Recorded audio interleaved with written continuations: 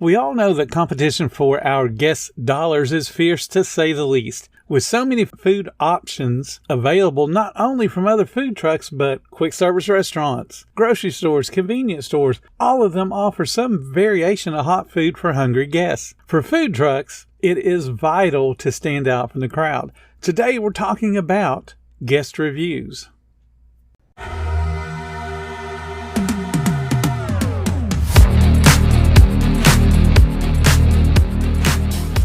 Welcome to the 10-Minute Food Truck Training Podcast. My name is Bill Moore. I am a food truck business coach, author of 5 food truck vending books, including Food Truck 101 and Food Truck 201.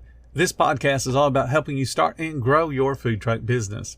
This episode is being sponsored by our friends at Table Needs. If you're a food truck owner searching for a simple yet powerful system to run your food truck business, let me tell you about Table Needs. Table Needs is the complete package, offering a robust point-of-sale system with baked-in QR code menu ordering, a KDS, and automated sales tax, plus hands-on customer support that works with you to help you grow your business. For more information, visit tableneeds.com or find them on Facebook. Now on with today's topic.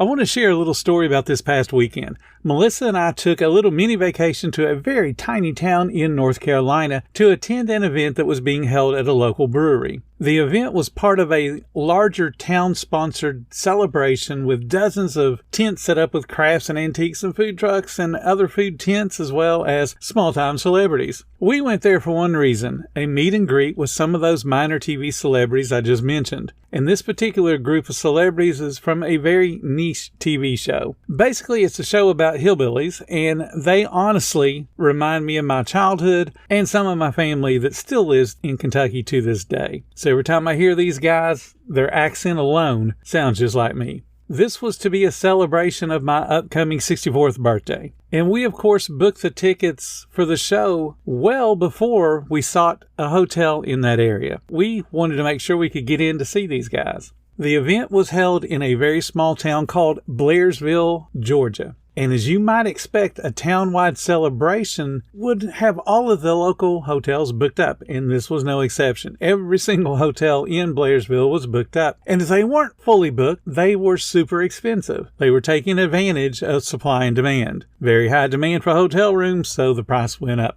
I used Hotel.com to find us a hotel, and we settled on a small hotel in Murphy, North Carolina. It's about 19 miles or so from Blairsville. The hotel was priced right for me because I tell you guys all the time I'm a cheapskate. But what really got my attention beyond the price was their ratings. They had a 9.2. And that's on over 400 reviews. And this is in a little teeny tiny town. The hotel pictures, you could tell just from the pictures, it was a unique hotel to say the least. Almost all of the reviews from the last several months were 9s or 10s, and they were glowing. So I went ahead and made the reservation just based on that little bit of information. And then like any hotel stay, I just crossed my fingers and hoped for the best. So within an hour of me making the reservation, the hotel management reached out to me through Hotels.com and sent me this message. We are so excited about your upcoming visit to our motel and just wanted to point out a few things. Our cancellation policy is 48 hours prior to arrival. Please let us know as soon as possible if your plans change. Also, the office is only open from 3 p.m. to 9 p.m. on Friday, July 28th, 2023. If you plan on arriving outside of those times, please contact us so that we can make other arrangements for you to check in. Please feel free to contact us with any questions, and we look forward to your stay. Sunset Motel, and then they list their phone number. Now, the 28th was the day we were arriving. We'd already planned on getting into that area about 5 o'clock because the show we wanted to see started at 7. We'll give us a couple of hours to change, get ready, and get there. Now, clearly what I just read to you guys, that's a form letter.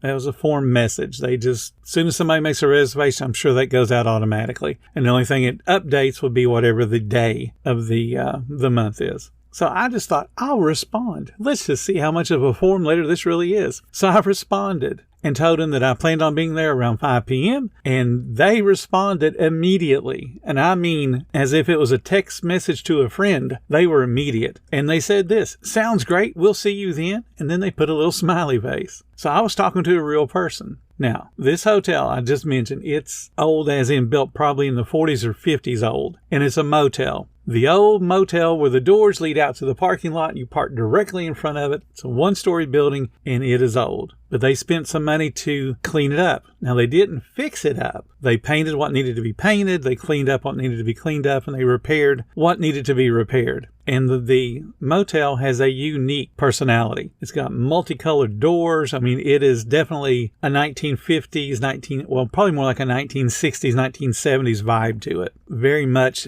hippie era or disco era, whichever you prefer. Very neat little motel. Now, we ended up being about an hour later than I thought because we ran into some traffic in Atlanta, and it was just a horrible mess. So it took us way longer to get there than it should have. So we checked in, and as I said, we were about an hour late. So I step into the office, and there's a lady in front of me. She's checking in. And apparently she has been there many times because the desk clerk was talking to her about their previous stays, and they went ahead and reserved for her the same room she stayed in before. Amazingly, it was room number 13. So they weren't one of the superstitious hotel owners that don't have room 13. But in any case, she was extremely, and I'm talking about the desk clerk, extremely outgoing and professional. And she explained all the details to the lady, and this lady's already stayed with them. Lady signs her little credit card receipt, collects up her keys, and leaves. So I step up, and she goes through almost word for word the exact same speech she gave the other lady, of course leaving out the part about me having stayed with them before, but she sounded as if I was her best friend. There was no robotic tone, there was no monotone where she's had to say it 5,000 times. It sounded to me like I was the very first person she ever spoke it to. And I know that's not the case because I heard her do the same speech not more than 10 seconds before. So she got me checked in. Melissa and I checked into her room, went to visit the little minor celebrities. I had a great time. So what's all this got to do with reviews and your business? So let's talk about that. Their reviews got them business. The truth of the reviews earned them repeat business. I already told you the lady in front of me has been there before. She loves the place. Trust me, it is not the Taj Mahal when it comes to being fancy or elegant or any of those things. It is a little teeny tiny town in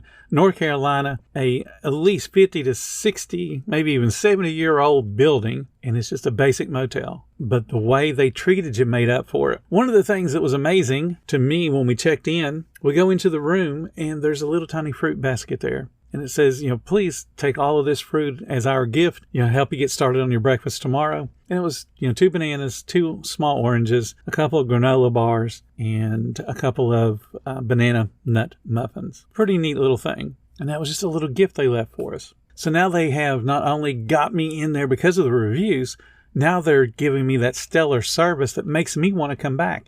And I have no reason to go back to this little teeny tiny town, but I want to go back to stay at the hotel because they were so nice to us. So positive reviews, they are as good as word of mouth referrals. When potential guests see glowing reviews, they're more likely to trust and then choose your food truck over the other food trucks. Reviews also serve as valuable feedback, and this is where it gets a little hard. Honest reviews, both positive and negative, provide you with insights into what might be working really well on your food truck and then what might need improvement that you haven't even noticed yet. You got to embrace criticism because it's an opportunity for you to grow. I have said this before on many podcasts. If you don't have any bad reviews, it does not mean you're perfect. What it does mean is some guests that didn't get great service or great food, they just don't care enough about your business to give you the chance to improve by telling you what went wrong. They just said, I don't care and I ain't coming back. That's what no bad reviews mean. So when I see somebody that brags about, hey, I've got 15 5-star reviews, I'm like, okay, so you have 14 family members and maybe 1 honest review.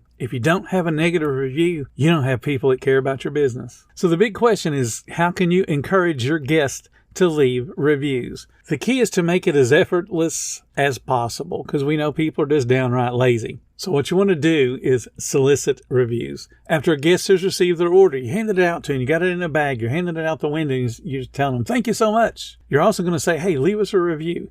Train your expediter, train the person that's passing out the food to remind guests to leave a review as they hand that order out. Have a QR code right there by the point of pickup and say, here's a link to leave us a review if you love our food. Reviews help us to know if we should come back to this area or not. And that encourages people, because if they love your food and they want you to come back, they're going to want to leave a review, so you'll want to come back. That's what reviews help you to understand and help you to figure out if this is a good site or not. Maintain an active presence on social media platforms. Engage with your customers. Engage with your guests. Respond to their comments. I say this so many times. It's a conversation. That's what social media is. If they comment, you comment. That's what you got to do. Show your appreciation for their support. Encourage them to share their experiences, share photographs, and to tag you and your food truck in their posts. Consider those comments as mini reviews, and then respond to all those comments. I cannot say that enough. Consider offering a small incentive to customers who leave reviews. This could be a discount on their next purchase. It could be a free add-on to their order. It could be even a raffle opportunity to win a gift card back to your food truck. You're not paying them for a positive review. You're expressing gratitude for their valuable feedback. There is a difference. Even if somebody leaves you a poor review, they should be put in that raffle for the gift card.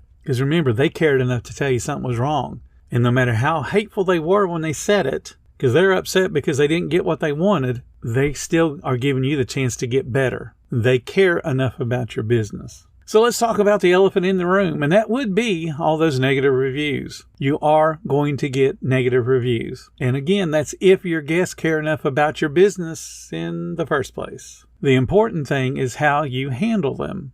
You always respond professionally, and you always respond with empathy. You acknowledge the guest's feelings. That's empathy.